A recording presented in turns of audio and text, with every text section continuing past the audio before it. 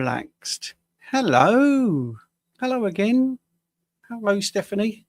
Hello, Steve, and hi, everyone. Great to be here. Uh, Yes, I, d- I don't do as many lives as you, but it's lovely to be live. it is. And if you've got questions for me or Stephanie, you can put them in the comments. We do have a couple of people here already, which is very nice. Carnivore Invictus, good morning. And we've also got George Goodenough, big fan Yay! of his work. Yay. You know George well, don't you? I do because George is the founder of the Great British Meetup, Mm. and he and Carl Day from the Primal Lifestyle.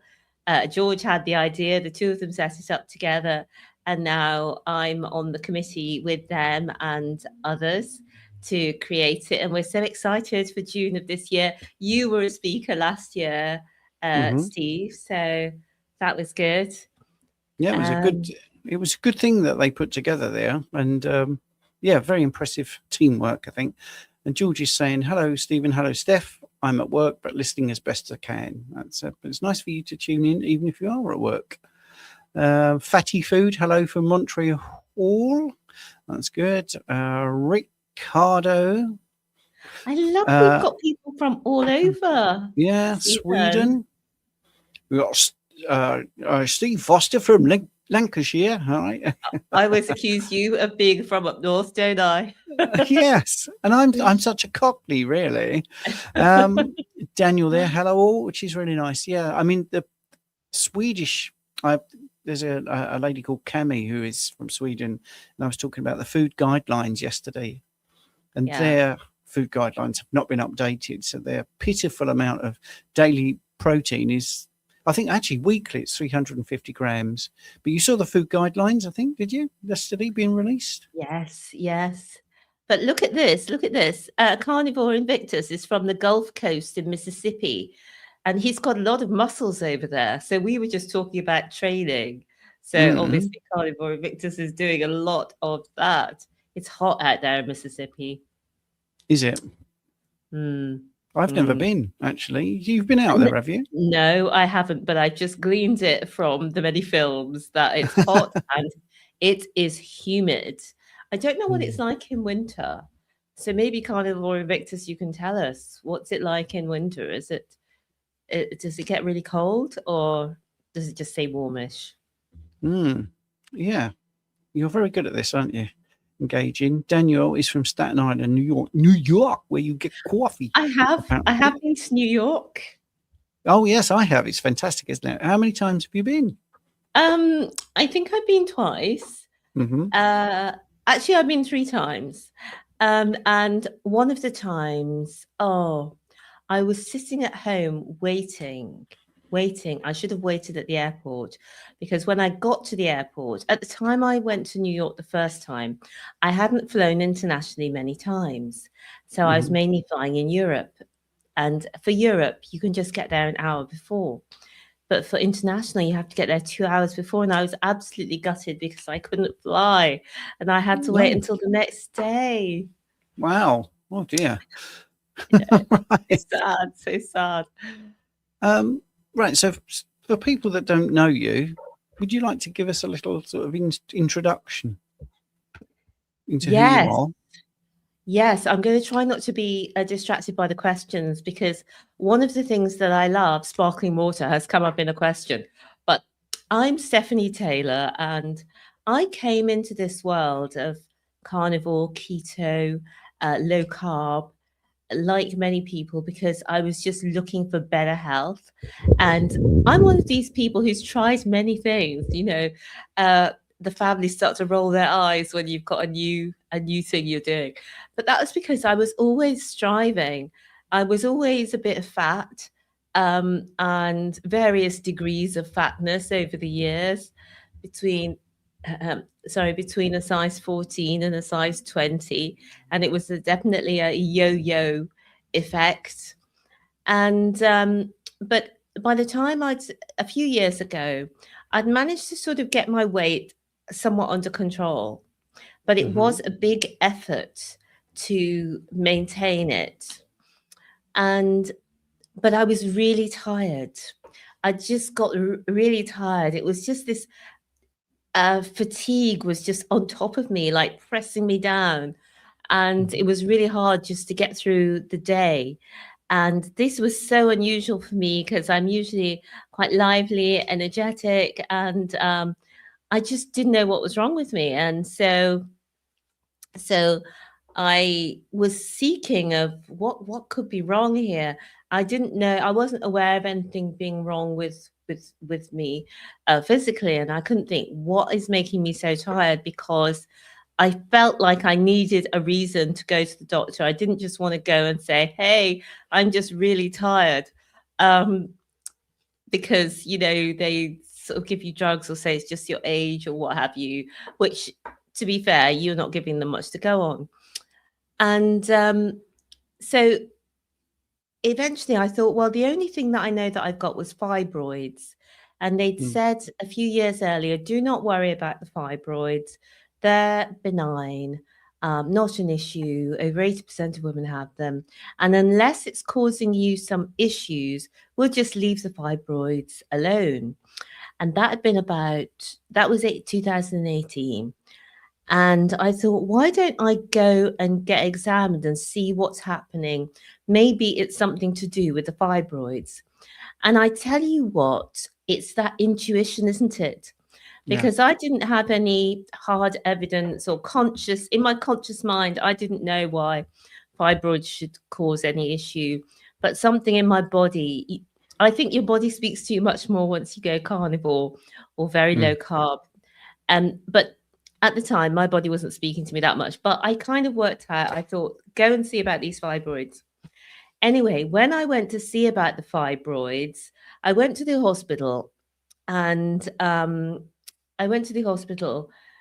fibroids were big, and the nurse had the ultrasound, going, and we were looking at it on the screen. I couldn't really understand what it meant, but I thought it was bad when, I hope this isn't TMI, she then wanted to go internal, let's put it that way, to look from the inside, so to speak, as well as the outside. So I thought, oh, it's probably not a good sign. So the last time I'd asked for an ultrasound scan for the fibroids, was 2020. And on that occasion, the report that the doctor had got from the hospital wasn't clear, so they couldn't really tell what was going on. So this time I thought, when I'm at the hospital, I will ask the scanner person what is happening, because last time the doctor was unable to interpret whatever had been sent through wasn't quite right. So I asked her, what's happening? What can you see? And she just said she's not able to say anything, but she'll make sure she gives the full report to the doctor very clearly, so that we don't have a repeat of the last time where it had all been a waste of time. And so so we had this scan, and then a few days later I got the call from the surgery to say there were big growths on my ovaries, and I would need to go in for a CT scan, MRI, etc., etc. So I knew from that moment, that was all in October of 2023. But I went through the various different processes. Then, of course, it was Christmas.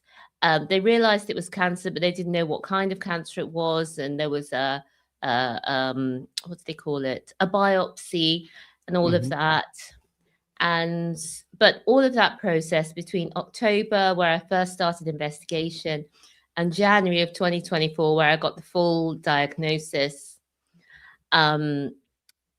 it was stage 4 ovarian cancer, which is not a good one to get if you're going to pick the best ones, because it doesn't have a good prognosis. All of the cancers have this thing called, they have a life expectancy, a 5-year life expectancy, which really tells you about the efficacy of the cancer drugs, that that it's a win if you live 5 years from the date of your diagnosis. But with stage 4 ovarian cancer, only 15% of women, that's 1-5, unfortunately, not 50, live 5 years from the date of diagnosis. So that is upsetting. Yes, yes. I didn't mean to upset you. Yeah, no. But the good thing about having cancer is that it does make you much more aware of life. Like, it's so easy for us to let life pass us by. It's so easy for us to not be grateful for the things in our life. But I think when something like this happens, you suddenly think, right, I better make my plans. I better get ready. And so that's one thing that I am very grateful for, that, as somebody said to me today, it's only when you realize that you're dying that you start living. Oh, yes. You're full of brilliant phrases. Very inspiring. Yes. Great one. Well, somebody gave that to me today, Heather Foley, from yes. the Keto Brain Health. Yes. She does great events. I'm sure you I know Heather. Yeah. Very good. Yeah. And anyway, so it's only when you realize you're dying that you start living. And so my situation, because people ask me, well, are you okay now? Oh, there's a noise. Can you hear it? Yes, we've got no. If people were also thinking, why have I got slightly funky hair? We have no water. So, yeah, I'm having a real run of very bad luck lately. So yes, we've got repairs going on right now. Oh, right. It's just the repairs, just the guy with the drills and the saws and everything. Yes. But I mean, in comparison to your luck, my luck is good. Yeah. So going back to it, I thought your hair looked good, actually, Steve. I was just thinking that earlier, because you've got it's very distinguished, and it's nice because you've got dark with the little flashes of grey. Yeah, well, I've been dyeing it grey at the front for a bit, just to see really? I'm joking. Oh, sorry. I'm so gullible. No, I like it. It's like Silver Fox. It's Silver Fox. You. But anyway, people say, are you okay? Because some cancers, you get them, you go for the chemo, everything's fine, and you can live probably your normal lifespan. Whereas this one is not like that. And so basically, I'm now living with stage 4 cancer, but there are no treatments available to me in terms of a curative, in terms of a cure or putting me to a normal lifespan as far as the NHS is concerned. So now I'm so grateful that I found this keto carnivore. And what I'm doing now is, because my cancer, sometimes it's going well and it's small, and other times it's growing. And so it's a real dance. So I'm trying some new things. And the next thing, which I'm about to embark on, which you will know Sophia Clements from Palace. Oh dear, I can't say the word now. From the Hungarian clinic, Paleomedicina. Yes. Paleomedicina, and she advocates the paleo-ketogenic diet, but it's a very specific way of eating. And so my day 1 is today. And so I'll be eating and I'll be recording all of the food that I'm eating, my ketones, my glucose, all of the different measurements, my blood pressure, I think I take. There's a lot of measurements. And then they'll be guiding me on what to eat, because they've had incredible success with untreatable cancers and helping people to manage them and shrink them. So it's great to have that, and to have that, hope, because when I go to the doctor, they use the P word, palliative. Yes. So, so that's my.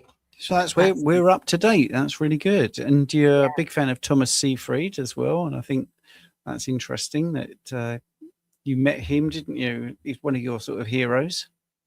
Yes, yes, yes. Although it's obviously not quite as straightforward as Professor Seafried says, or maybe it is, but it's not accessible to us as normal people. Yeah. So yes, we can restrict the sugar and the amount of glucose, and I've done that very strictly. But the issue is the glutamine, Glutamine, yeah, and absolutely. we don't have a way to do that. He uses DOM, doesn't he? He uses pharmaceuticals to try and stop that, I think. He does, but he's still working out the protocol for that because we need glutamine. So it's a press pulse, he describes it as, but you still need to work out how to do it to kill the cancer effectively, obviously without killing the patient. And so that's still under development. So it's not as cut and dry as it seems, because I know from the outside people think, oh right, just do a ketogenic diet, just do a carnivore diet, and that's it. But there is quite a bit more to it than that, I can say now, having been on the front line. Yeah, and I think, have you been looking at this research about lactate and blocking the lactate release from cancer cells? Have you seen that, or do you want me to quickly go over that? Yes, do please. Okay, well, it's just a different angle, where what they're also looking at, researchers, is with all cells, you need to input, but you also need outputs, and output from cancer cells is lactate. If you can stop the lactate from escaping, let's be really basic so everyone sort of gets it. So let's pretend we've got an exhaust pipe and we stop that lactate coming out the exhaust pipe. You then generate apoptosis and you kill that cell because they can't get rid of the waste. So I think that's a nice approach, because what you're talking about with the sugar is trying to stop the inputs, the glutamine, trying to stop the inputs, and also you're looking now at Sophia's way of living, which is very much prescriptive in how you eat and seems to have lots of good results. I think avoiding dairy is one of those things. So I think looking at inputs and outputs is quite interesting. So I'm feeling really confident for you, Stephanie, to be honest. Should we do that question that Steve's patiently waited to hear the answer to? Is sparkling water detrimental compared to still mineral water? For some people, I deliberately showed you that I am drinking some sparkling water, but it is carbon dioxide. Yeah, carbon dioxide. So it can enter your stomach, and for some people, for everybody, it produces carbonic acid, so you can get bloating, you can get belching. So if you feel that you're doing everything perfectly, but wow, I still belch, I still feel a bit bloated, go onto the still mineral water, and that's the detrimental thing. It's only belching. If you can't survive without that fizziness, just accept that you're going to feel a little bit bloated. So that would be my answer. But as long as it's mineral water, that's what we really want. So as long as you've got sparkling water that's mineral water as well, I think you'll be okay. But some people get that sort of side effect. But if you're drinking it, Stephanie, and I'm drinking it, we obviously don't get those effects. Yeah, I maybe do a little bit. So the other day I did stop. It was a bit difficult, but I found that I really loved a very cold water, even though it's winter. So I would have ice still water, and that tastes as good to me as the sparkling water. So maybe it's just nice to have the sparkling water every now and again for a little bit of a change, because I'm only drinking water on the PKD. No coffee, no tea, no lemon, nothing. So it's only water. Yes. Yeah, see, and this is where we have to be careful, because if someone also is dealing with oxalates, I mean, I'm not saying you are, many people use the lemon water. So it's getting advice that is suitable for you. I think that's the key, that, it's very personalized. You asked something of Carnivore Invictus. So he's put, yes, it's hot and humid. Once summer sets in about May, it doesn't relent until October. Winter is very spring-like with occasional cold snaps. Yeah, okay. Well, that sounds, I mean, I know it's probably unbearable. The thought of heat sounds lovely to us because we're freezing our butts off here in the Yes. UK for most of the year.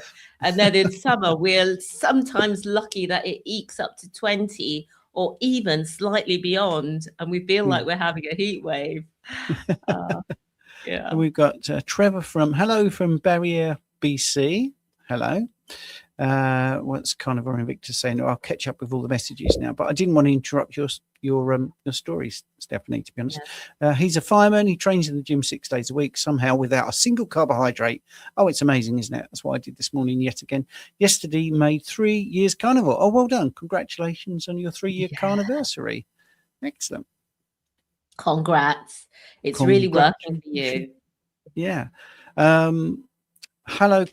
Actually, I'm just going to go back to that for a second. And the sparkling water. I'm this year experimenting with the lumen, the breath thing, to see if I'm burning fat or burning carbs. Do you know the device I mean, Stephanie? Oh, tell me about it. I may have heard of this, but I've heard the name. So talk to us. Tell us what. Okay. Well, it's a little device. I haven't got it here, but basically, what you do is when you first wake up, you inhale through it, and you hold your breath for 10 seconds, then you breathe out, and it measures your ratio of carbon dioxide.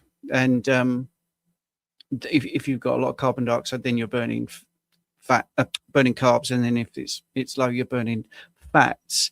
So before the new year, I was constantly top score, burning, and then knew it was boring, you see, so there's no data there. So I had 2 days of eating carbs, which was New Year's Eve and New Year's Day. Yeah. And the next day, I went from a 95% fat burner to a 95% carb burner. But it's been brilliant because, it's improving every day on day. So I do it first thing, and then I go and exercise. So I do the gym, 15 minutes, short, hard, and intensive, which we used to call a shit workout because it's short, hard, and intensive. And 30 minutes after that, you do the test again, and you prove that you've used all your glycogen up, because you could start off as a carb burner and then you become a fat burner just doing a bit of exercise. It's interesting. But the mineral water thing is, if you have the mineral water with the carbon dioxide, that can change the reading a little bit. So that's why I suddenly thought about it. Well, I love the sound of the lumens. At the moment, I've been using my part of the stats I do for the paleo ketogenic diet. I'm just using my Keto Mojo. Well, that's fascinating though as well, isn't it? Measuring it is fascinating. Yeah. Because I tell you, one of the things that I learned since I've been doing this every day is that when I have a steak, my blood sugar goes higher and my ketones go lower. And when I have my normal minced beef with fat, my ketones are a bit higher, like about 3.3. My blood sugar might be 3 point something, and my ketones might be 3 point something. If I have my normal meal of sort of a minced beef sort of patty that I make myself from good mincemeat, and then some fat, and then the next day, say I have the steak and some fat, and it has a really different effect on me. But I think it might just be that it's slightly more steak, but not a lot more. 227 grams of steak compared with 200 grams of minced beef. But anyway, each person has a really different outcome. And then my blood sugar had gone up to 5.2, and my my ketones have gone down to 2 point something. So it's very telling. Yes, you're very, very ketogenic, obviously, with that good reading for your ketones. I think one of the things about what you're doing that's great is just tracking, just looking at what your body is doing, so you can adjust on a day-by-day basis rather than just sort of going by the seat of your pants, if you see what I mean. So exactly. I think you might have hit on a great. Go on. No, you. I was going to say, sorry, I'm always doing that. if I wasn't 60, I would not be involved in all this tracking business. I might do it for a little while as just, Well, oh, yeah. interesting. Yes. But I would not be doing it. But just because needs must, I'm doing it. And so I am finding it, because if you've got to do it, you may as well enjoy it. So, but I am finding it interesting. So yeah, I think I mean I agree with you. I think if you're in good health and you have no symptoms, I only do the biohacks because I think it's interesting content for people that are tuning in. But yeah, I think when you've got a particular thing you're fighting, I think that's where the tracking really works. But just tracking for the sake of tracking, I don't agree with. Bride's Biscuit, hello, Coach Stephen, Stephanie, and Fam. Thank you very much for the comment there. Carnivore Invictus, my wife suffered terribly with fibroids. It's been a struggle convincing her to go carnivore because food culture here in the South, it's part of their identity, and it's awful. Yes, well, going back to that with Carnivore Invictus, women are told that fibroids, don't worry about it, it's benign, but it's part of insulin resistance, metabolic ill health, often PCOS, polycystic ovarian syndrome. All of these are to do with chronically high insulin or blood sugar. And I think if something happens and with your wife and her situation gets worse, maybe she would try it just for a short period of time, just to alleviate her symptoms. And then sometimes once people do it for a short period of time, they're okay to have a go long term, aren't they? You get them in with it. So yes. So George is saying we move in a world where my heroes are also my friends. Steph is one of them. Well, that's very nice, Georgie. Thank you. GG, as I call him. But George is a great guy. He's just like an encyclopedia. If you have a conversation with George, he remembers every detail. And if he tells you a story, he's remembering the date, the time, the color of the sky. I suppose that's easy because it's nearly always blue. But George remembers all the details and is a fantastic storyteller and connector of people. But this is the thing that came to me earlier, Steve. It's that George and I, or the other thing that we do together is we host the Carnivore Sunday School with John the Spina. Have you been on there? Well, I don't think you've been on there, have you, Steve? Well, because I'm one of those, so I would remember that. So you must come on. Oh, do you do a live on a Sunday? Maybe it's the wrong time. What time is it on? It's 6 p.m. UK and 1 p.m. ET for America. Yeah, that would be difficult. Yes. Yeah. Okay. But also, John Laspina, the carnivore teacher. Yes. I thought I knew the name. Have you been on his? No, I haven't actually. Yes, well, John would love to have you on. He loves to have people like you on, Steve. So can you connect me then? Can you connect me with him? I will connect you with John. I will do that. Yeah. He's a lovely guy because the three of us with George. And Rick's there every Sunday on Carnivore Sunday. He's a big supporter. He's brilliant, isn't he? Yes. And George did another one just arrived. Hello, Rick. Well, I'm feeling left out as not a friend. Oh, well, okay. Try my best. What's even worse is their survival rates are heavily manipulated. Yes, I did a Substack about how the cancer rates were very heavily manipulated, and all from public record, actually. And anyway, we won't get into that. I don't want to get too morbid and horrible. Carnivore Muscle, Jonathan's here. That's good. Hello, Jonathan. Yay! Love Jonathan, yes. Phil Greeley. Hello, Phil. He's a good supporter as well. Hi, Phil. There's a little bit of chat going one way and the other. Let's have a look. Fatty food. Mine was a better cancer in one breast. Dealt with right away. So not stage 4. Well done on surviving that. Yeah, well done, Fatty Food. Yes. I think That's it was great to hear. Yeah, it is. I mean, I lost my mum when I was 23, so that's 38 years ago, and I can still remember her when she was going for her scans, literally every time having a panic attack.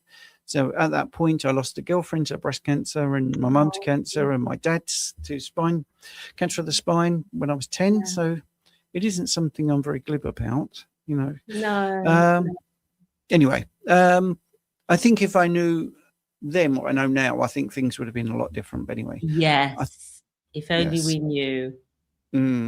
I think it's called the Wahlberg effect. Yeah, keto diet starves cancer cells of glucose. Yes, absolutely. Yeah. But some of them are tricksy, and they can grow anyway. They can grow without they can grow without the glucose, or with whatever glucose your liver's making. Yes, because if it was that easy, we would have a lot more success stories, wouldn't we? Yeah. But one good thing on this life expectancy is that the life expectancy 2 years from diagnosis is that 50% of people with this diagnosis are dead. So I'm one of the lucky 50 on this 2 years. Yes. Yeah. So once you've survived 2 years, your chances of living longer go up, because once you've done 2 years, you know, obviously you're showing something that's quite robust. Jonathan's saying, hi, George and co. I'd be looking at MOTSC for cancer, which is, I think, a mitochondrial open, what do we call it? It's a peptide from the mitochondria. Oh, a peptide. I think I'm doing a live with Jonathan actually in about 2.5 hours. So I might pick him up on that and ask more about that. Yeah. Thomas Seafried talks about it in the Public Health Collaboration 2025. I was there and I met him. Yeah. Phil. So. It was a good talk. I was there and I thought it was excellent, but yes, we'll move on. Anyway, my wife, George, my wife Lainey has a particular nasty breast cancer. Steph inspired us to go carnivore. Well, that's good. Lainey's energy levels have massively improved. And that's why I wanted you on, actually. Not because of Lainey, but because you are inspiring for everybody, I think, how you deal with it. And I know it's, you know, it still touches a nerve because you often get emotional. But in the main, you're very positive and I think very inspiring, Stephanie. I do admire what you do. Very much. Lainey, to be honest, everyone who goes through this, because it is hard emotionally, but Lainey has gone through so much, so many different treatments. Then one cancer causes something else, then something else, then something else. And all of the treatments are quite aggressive and has side effects. So I want to give a big shout out to Lainey for the way that you've handled this so amazingly. And George, I know that you've been a great support to her as well. Yes. She's got some good people on her side. That is what really helps, isn't it? If you've got a support network. So Fatty Food, thanks for sharing, Stephanie. It'll be interesting to hear how it goes for you. I mean, I would love you to check in on a regular basis about how it's going with Sophia, because I think it's exciting what you're doing. Yes, I'm going to put it, I haven't started yet, but I was very boring with what I was eating. I didn't find it boring, but other people were like, how can you eat that day after day after day with the minced beef patty, which I love because they're so juicy, because I didn't cook them right through, so they'd be slightly pink in the middle. And they're so juicy and fatty, and I would use it's you can see that there. Yep. Okay. So that's what I used to enjoy. But now, because with PKD, I'm only eating beef, so there's no excitement, there's no eggs, there's nothing else. So now I am getting a bit bored with the minced beef finally. And so today, last night I ordered 2 briskets with paleomedicine. You've got to get organic beef. So I got 2 briskets, organic beef. You can see it. Yeah. And cooked them down in the slow cooker. And it was so delicious. It was so delicious. And my next thing I'm going to have, did you try, Steve? Remember when we were at Tom and Lydia's farm? Mason Meats. Yes, not the Mason Meats though. But no, okay. Did you try the beef bacon? I can't remember. Early, so you might have arrived later. So You Okay. may have not had that. Oh, if you'd had the beef bacon, I think you would remember.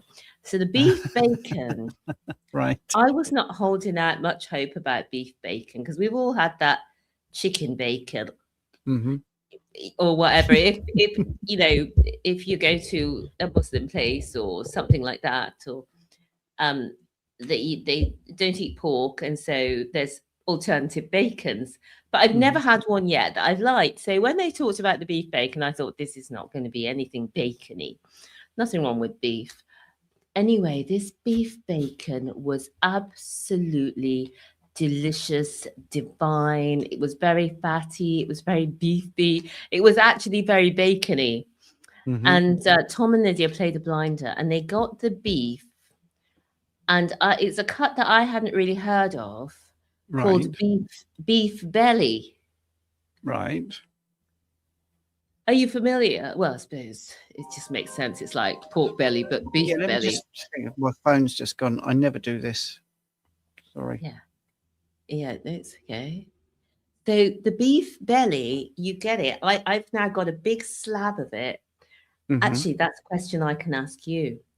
I've got this big slab of beef belly. It arrived yesterday because Lydia from the Girdlebridge Farm, who hosted us at that event, was on Carnivore Sunday School on Sunday. And that reminded me about this beef bacon. And I asked her all about it. She gets the beef from I Devour in the UK. And they sent me this big beef belly. And now I need a big knife to cut my slices of bacon off. Mm-hmm.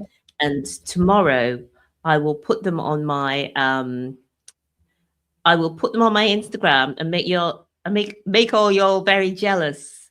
So make sure. Oh, you've gone again, Steve. Your video. I'm here actually. My camera's just playing up. Ah, right. Okay. Bear with Okay. me. You carry on. You're doing a good job.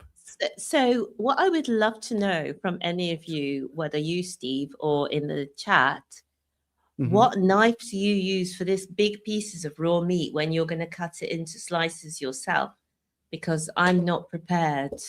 Even though I've been a carnivore for a few years now, I don't have that sort of big knife. So are there any sort of brands that you'll go to that you think are the bee's knees for knives? Okay. Well, for actual eating, we use a David Mellor, Mellor, which is they are a little bit expensive, but we've used them for 10 years. I mean, they last forever, and they're super sharp, and they look good as well. I don't know the make of the sort of ones for carving. Yeah. But I could look that up for you. But yes, I would definitely say one of the things that we don't talk about is, you know, the things you need in the kitchen, which is in the main less than other types of cooking. Yeah. But the things you do use, I mean, we have stainless steel pans, which you do not need to know how to use properly. Some people use cast iron, but I think they're a bit heavy for many people. But They are heavy. yeah. Right. We got loads of questions. Let me just whiz through a few. Yeah. Because I think it's polite, as everyone has bothered to turn up and write some. Yeah. Yes, there's an easy question from Steve Foster. Don't ketones in your breath reduce as you get more fat adapted? Yes, because you're not wasting so many ketones. If you're alluding to the fact I was talking about the lumen device, the breath device, that doesn't measure ketones. That measures carbon dioxide that you're exhaling. But yes, as you get more ketogenic, two things can happen. I mean, Stephanie's readings were very good. Her ketones are very high, but I would imagine she's also utilizing quite a lot because she's pretty strict the way she eats. Let's do the next one. So it's really interesting, the difference between steak and ground beef. Yes, if I eat a steak, I'm hungry way too soon, but ground beef keeps me satiated for far longer. Is that very common? This is very common, he said. Mm. But I think it's the fats, because a lot of our steak, I don't know if it's the same in America, But a lot of our steak here in the UK, even if you choose what looks like the fattiest one, there's not really a lot of fat in it compared with, 20% minced beef. Mm-hmm. Yeah. Yeah, sorry, I did misread that. He does say this is very common, but I would wonder if that is common. I was just putting that question out there because I've never felt like that. I think I feel more satiated with a thick, juicy steak. But there you go.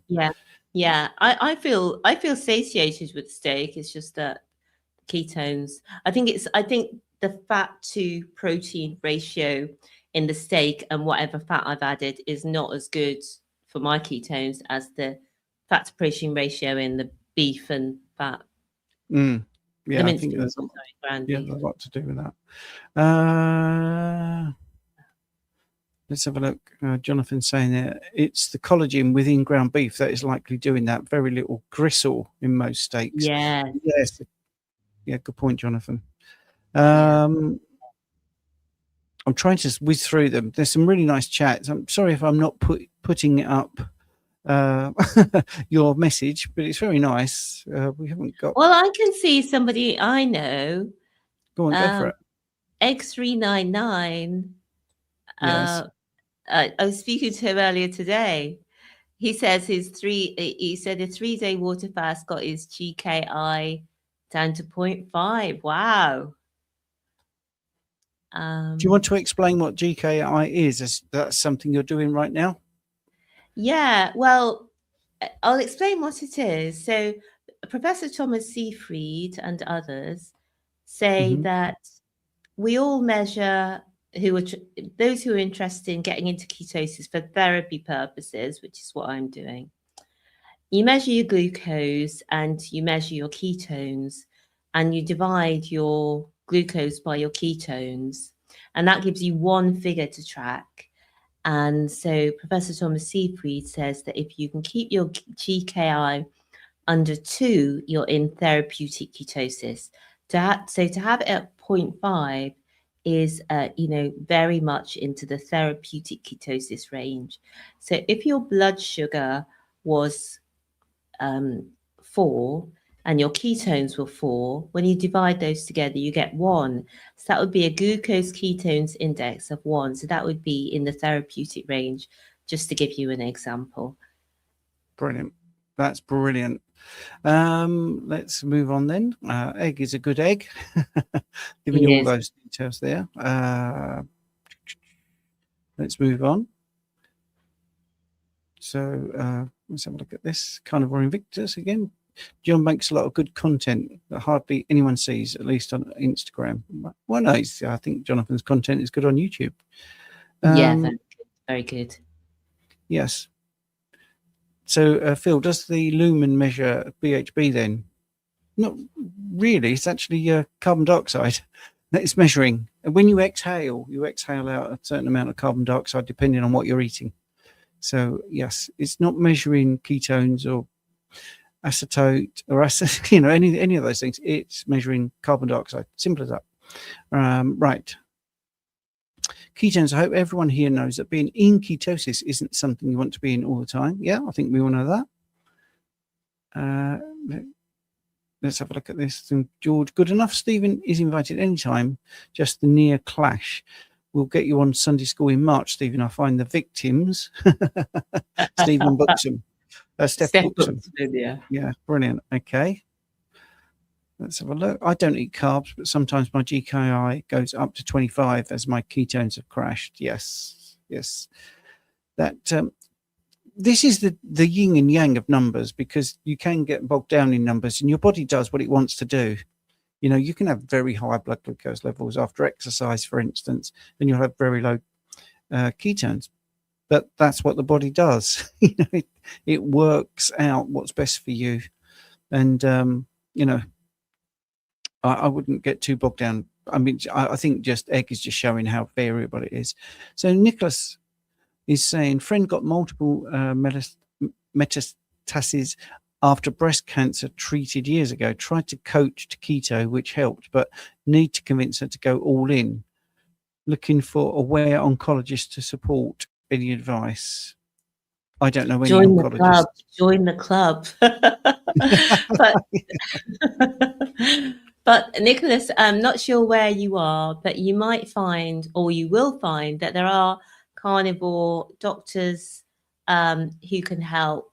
They may not be oncologists, and there are also naturopaths who are carnivore, because we've heard of many people on Dave Mack's No Carb Life who were vegetarian or vegan or had this kind of vegan naturopath for years, and then they healed themselves through carnivore and are now carnivore. So I think rather than searching for a carnivore oncologist, perhaps search for a carnivore health, a doctor or a healer who can go help you alongside whatever treatment you're getting from your friend is getting from her oncologist. But it doesn't sound like she's all in anyway, which is frustrating, I know. Yes. Yeah, I'm having trouble with so many things here today. You wouldn't believe it. I think we can't tell, Steve. I think it's my Bluetooth that's gone wrong, actually, because my hearing aids are not connecting up properly. They're Bluetooth, and the keyboard's not working. I might have to change keyboards and stuff because I'm trying to answer questions and messages. Right. That's yes. Okay. Yes. Let's I can get into answer the next a few while you change it if you want. Yeah, go for it. Yeah, and I'll change my keyboard over. Yeah, Bear change with your me. keyboard over. Okay, I'm going to turn my camera off. So I'll just read through some of the comments because I don't think I can put them on screen from here. But Steve Foster says, I think I can taste when I'm in ketosis. Anyone else think this? Now, I've heard, Steve, that you get a metallic taste in your mouth when you're in ketosis. I'm not sure really whether it's true, and I'm trying to decide now, have I got a metallic taste in my mouth? Because I know that I'm in ketosis at the moment. And I'm not sure. So let us know, can you taste a metallic taste in your mouth? Put metallic in the comments or not, let us know. Egg says, Nick, I think you need an integrative oncologist. Yes. I don't know that there are that many of those around, but yes, try and get one of those. Eggs asked if you had a metallic taste in your mouth. And also what I'd love to know is, this carving knife that I need, because I've got this huge rack of beef bacon. I bet you're well gel out there. I need this big knife to carve it up. So if you've got any tips for that, put them in the comments as well. That was quick. Are you all done, Steve? You did well there. I'm just trying to connect back to my hearing aids, but it won't do it. It just won't do it today. So anyway, right. I didn't know what questions you were on. Well, I'm on the next one to put up, I think, is Carnivore Invictus QQQ at 333. All right, let's do that then. So it says if glutamine is still an issue with cancer when low zero carb, a meat is high in glutamine, what solutions are there for this? So what did you have to do? Well, the thing is, this is why fasting is so good, because really there's a period of eating nothing can be very powerful. And some people even think dry fasting is the way to go. And I have done a dry fast, which I didn't think I would be able to. So that's no food and no water. The longest I've done is 7 days, although really you're supposed to be out walking in fresh air or doing this and that. I was just lounging around.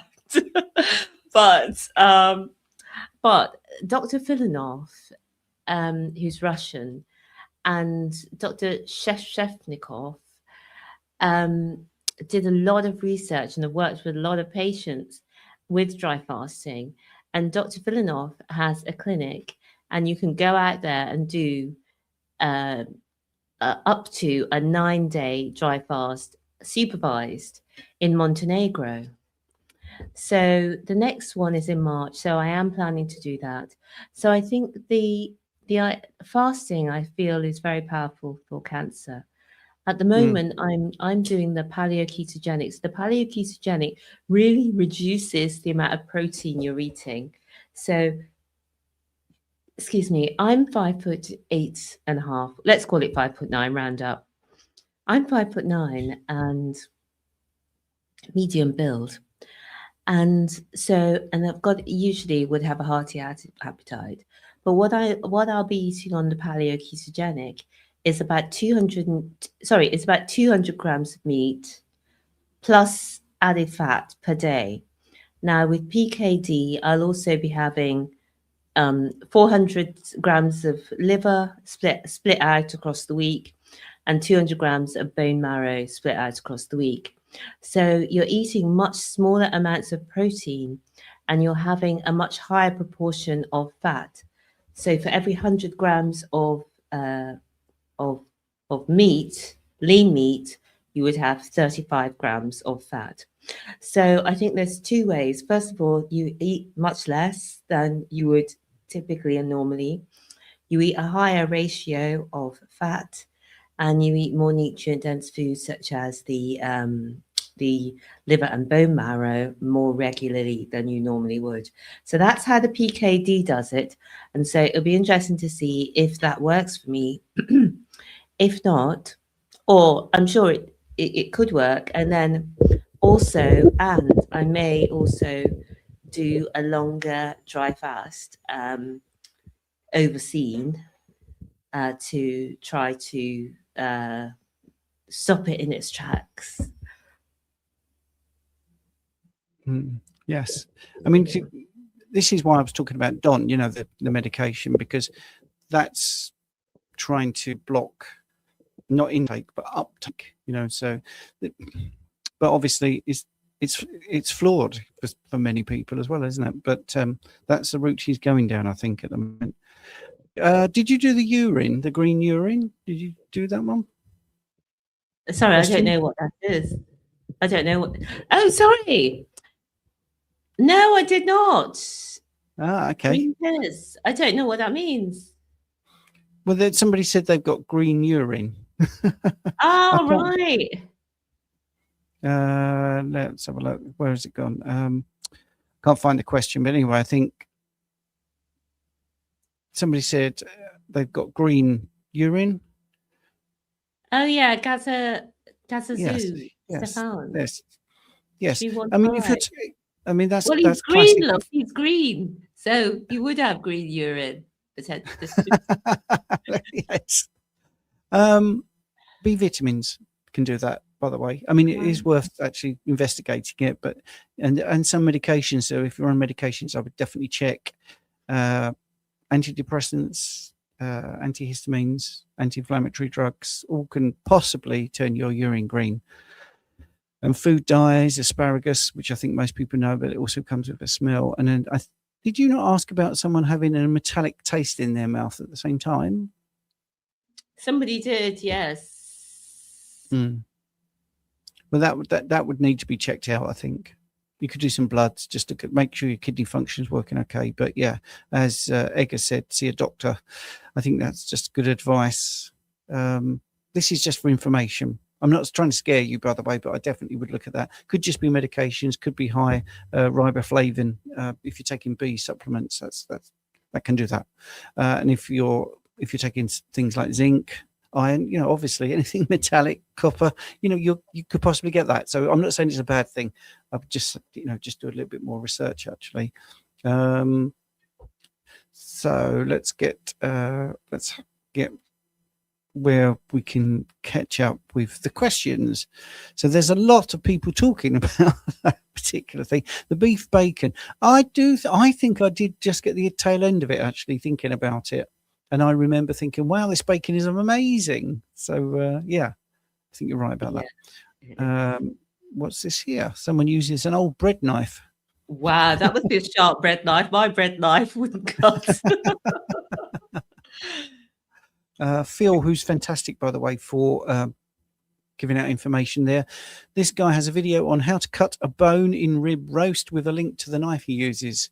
Ooh. I bought one and it's great. You see, nothing beats personal recommendations, I think. Yeah, thanks for that, Phil. A different kind of cut. But I need the link to the actual video. Well, it does. I think you'll find it with that link. Oh no, sure Phil, put the link to the video in the chat. Because I'll be searching all over that YouTube channel, and you know what it's like when you're looking for something, you can't find it. If you can see it, Phil. Yes. Yes. Nicholas says he's in Greece, where he's looking for an integrative oncologist. And Egg said Jane McClelland's website, which is very interesting. Mm-hmm.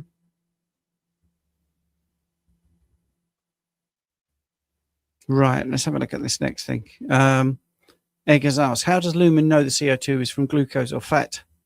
CO2 produced in complex 4 or 5 in the electron transport chain, and fat and glucose both go into the TCA cycle via acetyl-CoA and citrate. That's absolutely right. Yeah, it's looking at CO2 concentration in my exhaled breath. That's what it does. It doesn't measure oxygen, and it makes a lot of inferences. It's not really a ratio. The biochem of this is a bit more complex than what we have time for. I think we only got like 4 or 5 minutes, but that is a great question, Egg. And yes, if you email me, I'll get into it for you in a bit more. I don't want to bore people with all of this, by the way. So we'll get into that later. And again, we're talking about Don and everything else here, but I did want to get to the end, just make sure I haven't missed a simple question, which I don't think we have. Right, okay. So, Stephanie, have you enjoyed the hour?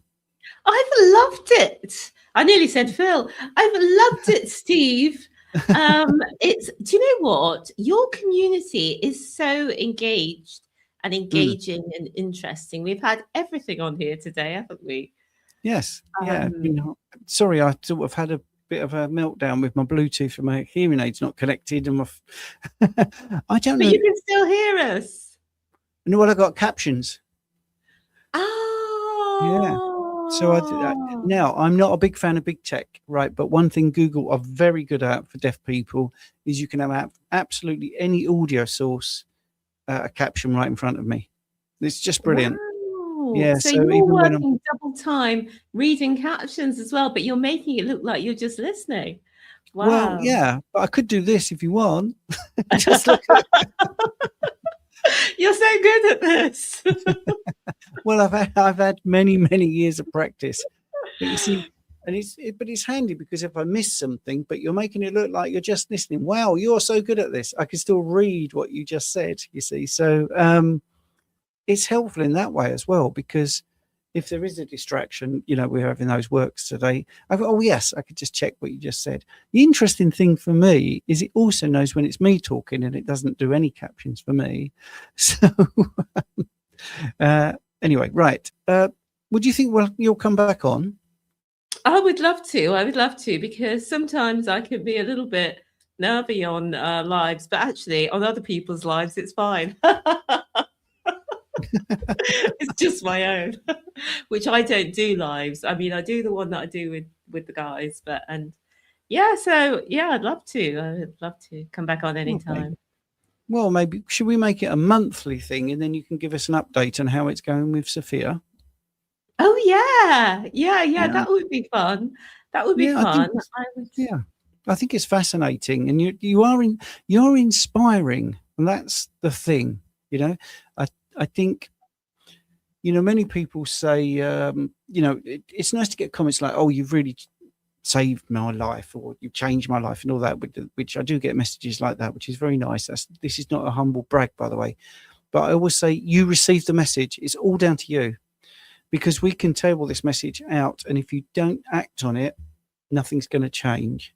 But the moment you make a decision, and you have got that absolutely, in to the 10th degree. You mean you listen, you try things, you're honest about it. If it works, you like it, and if it doesn't work, you tell people I tried this, it didn't work, I'm now looking at this.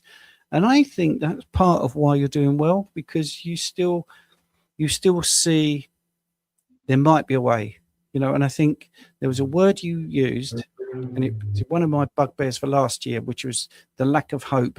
I think the mainstream medicine system takes hope away, and I think that is fundamentally wrong. Yes, you've got to tell people the truth, but I don't think you should ever say you have 2 weeks to live or whatever. I think you should try and give a little bit of hope, because you never know. And the reason I use that particular phrase is because 6 years ago I had someone come to me who was just told they had 2 weeks to live. Wow. And only last year I interviewed them, 5 years later, after being told they had 2 weeks. Yeah. No, that's not me. That was them. They turned their life around. It was amazing. Absolutely amazing. So that's I think incredible. What did they have, if you don't mind saying? Oh, they had severe kidney function problems. Their filtration rate had gone down to 3. They were on perinatal dialysis, and but there was complications, which are mainly diabetic complications. And actually how we turned it around was treating them not with kidney problems, but with as I just treated them as a diabetic. And we looked at the food. I've got a kidney protocol which I sent out and said, look, if you follow this and you eat so I give people a list, and I deliberately don't have it all carnivore. So there's 10 foods, but it's in the order of what's the best when you've got a kidney problem. I said, the closer you get to the top, the more chances you'll get. Most people don't want to go strict carnivore. Most people don't want to do lion. But I think in your situation, I would recommend doing the first 3 things: beef, lamb, water, and salt. That's what I would do. And they absolutely went for it. It was just awesome, just amazing. And then you have to put the proviso in, because they were on medications. This can work so quickly, which is sort of like a nice thing to say, giving them hope. You have to speak to your doctor, because your medication dosage will cause a problem, because you won't need so much very quickly, maybe in 3 days. And that's exactly what happened with 3 days, the blood pressure meds. And the medical team, see, I'm going to pat on the back. They were fantastic. They were on it. They were just absolutely brilliant.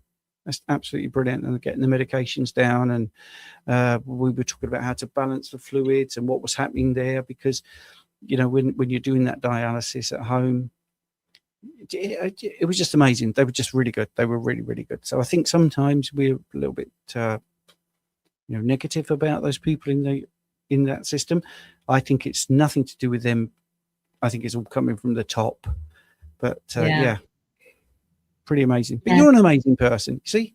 Stop it, Steve! Stop it! you are, because you could have gone down a route of I give up, and this is not working, and throwing in the towel. And you haven't. Oh, I have them days, Steve. I have them days, because I'll just quickly say this, because people might be on here thinking I'm a saint or something, but no, I was just as upset as you would imagine. I had my ups and downs when I first got diagnosed, and again when I was told that I'm now palliative, which wasn't that long ago. So I have my ups and downs, but I think being in this community, having the hope of the community, and also knowing I'm still alive now, so I can still have a good time. So it's just making the most of what you got, because we're all here for a certain amount of time. None of us know, and it's just whether we can have a good time. So I'm announcing it here. I'm selling my house. I'm selling my car. I'm going traveling. So you have to live for the time being, because and get these things in, because I am cracking on a bit as well. Yeah, that's amazing. Thank you for sharing that. That's awesome. Right, I'm going to stop the live. So thank everyone on YouTube for tuning in and all your questions and being patient. And I know we didn't cover everything, but it was more of a sort of relaxed chat and catch up. And we'll have Stephanie back in a month's time, hopefully, for an update. Sounds like we don't know where she'll be living or anything. So thanks for tuning in. Bye-bye. Thanks. Bye.